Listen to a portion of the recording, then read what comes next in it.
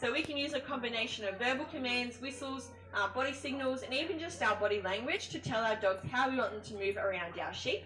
And then by the time they're about 2 to 3 years old, they'll be fully trained as well as mature enough to be working out in the paddocks with our stock. Now what we're going to show you today is a little bit of what happens on those big wool producing properties, but obviously on a much smaller scale.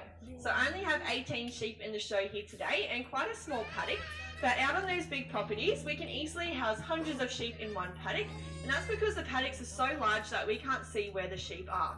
So usually the farmer will have to set out on some kind of vehicle, like a ute, a motorbike, or even on a horse with their dog alongside them. They'll work their way around the property until they locate their mob of sheep, and then they can send their dog out to collect the sheep and bring them back. So that's what I'm going to get Flirt to do for me now.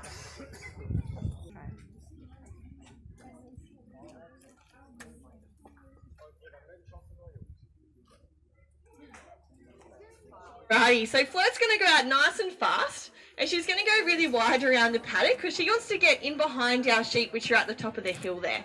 Now again, this is all of Flirt's natural herding instinct. We don't actually have to teach her how to do this at all.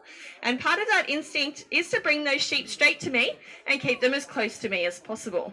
So this is great when we're working in big, nice open paddocks because it means the sheep are going to follow along wherever we go.